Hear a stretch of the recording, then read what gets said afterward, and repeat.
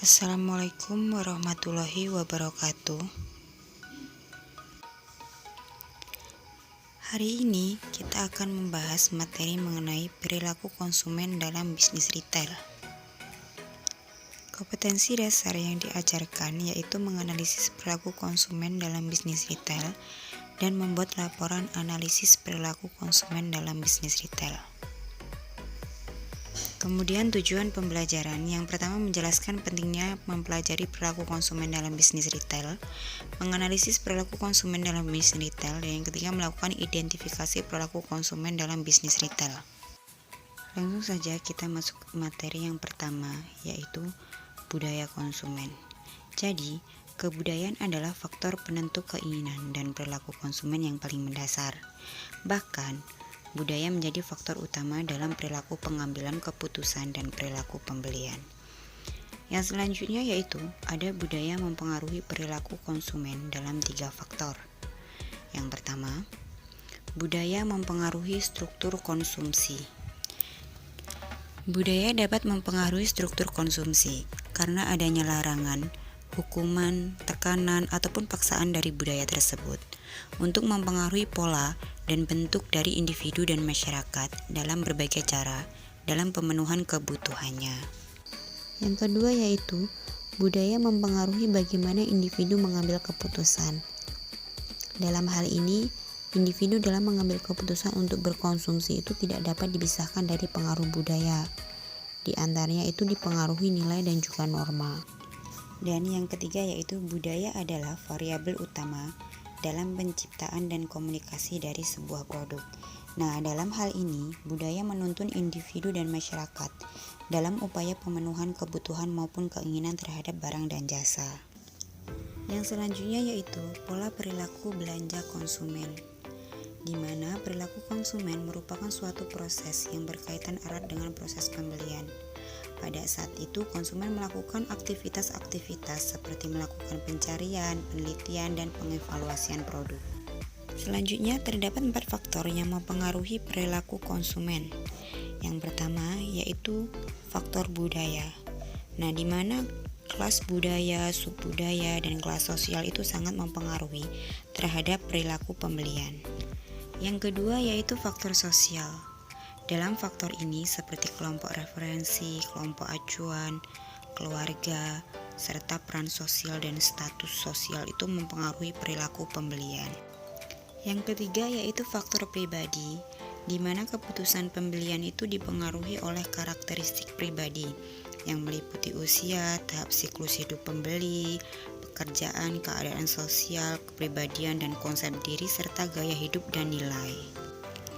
Yang keempat yaitu faktor psikologis, di mana dalam faktor ini terdiri dari motivasi, persepsi, pengetahuan, keyakinan, dan sikap. Yang selanjutnya yaitu tipe perilaku pembelian.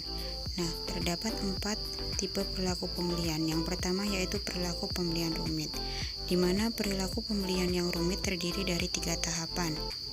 Pertama, pembeli mengembangkan keyakinan tentang suatu produk tertentu. Yang kedua itu ia akan membangun sikap tentang produk tersebut. Dan yang ketiga ia akan membuat pilihan yang cermat. Selanjutnya tipe perilaku pembelian yang kedua yaitu pembelian pengurangan ketidaknyamanan. Jadi dalam hal ini pembeli akan memilih pilihan sebuah produk yang tersedia. Nah, tetapi pembeli itu akan cepat memilih karena pembeli itu tidak menekankan perbedaan sebuah merek. Tipe perilaku pembeli yang ketiga yaitu perilaku pembelian karena kebiasaan. Nah, dalam hal ini konsumen itu akan membeli sebuah produk yang sering dibeli, misalnya sebuah sabun, sampo, ataupun yang lainnya.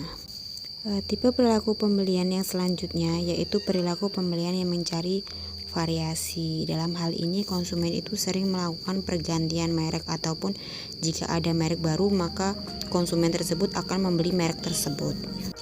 Yang selanjutnya yaitu model perilaku konsumen. Nah, bisa kita lihat di sini yaitu dalam model perilaku konsumen itu terdapat stimulus pemasaran ataupun stimulus lainnya yaitu rangsangan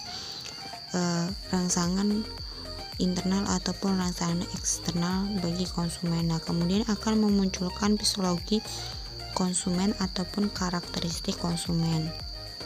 Kemudian lagi dalam psikologi konsumen dan karakteristik konsumen akan memunculkan proses keputusan pembelian. Nah, selanjutnya akan memunculkan keputusan pembelian. Kemudian yang selanjutnya yaitu tahapan proses pengambilan keputusan. Dalam proses pengambilan keputusan terdapat yang pertama yaitu pengenalan masalah. Di sini pengenalan masalah yaitu proses pembelian dimulai saat konsumen mengenali sebuah masalah ataupun kebutuhannya. Dan yang kedua yaitu pencarian informasi. Setelah mengenali kebutuhannya, maka konsumen akan terdorong untuk mencari informasi yang lebih banyak lagi terhadap sebuah produk. Kemudian yang ketiga ada evaluasi alternatif. Nah, dalam evaluasi alternatif ini digunakan konsumen untuk memilih suatu produk jika produk yang lainnya itu tidak ada. Nah, selanjutnya ada keputusan pembelian. Nah, keputusan pembelian di sini yaitu konsumen membentuk referensi atas merek-merek dalam kumpulan sebuah pilihan.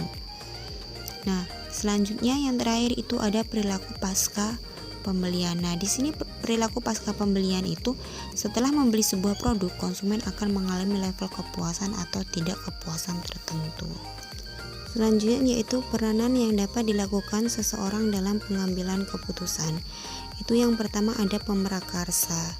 Nah, pemrakarsa di sini yaitu orang yang pertama kali itu menyadari adanya keinginan dan kebutuhan yang belum terpenuhi dan mengusulkan ide untuk membeli suatu barang ataupun jasa tertentu. Yang kedua yaitu pemberi pengaruh. Pemberi pengaruh di sini yaitu orang yang mempunyai pandangan, nasihat ataupun pendapatnya dalam mempengaruhi keputusan pembelian dalam membeli sebuah produk. Yang ketiga yaitu pengambil keputusan.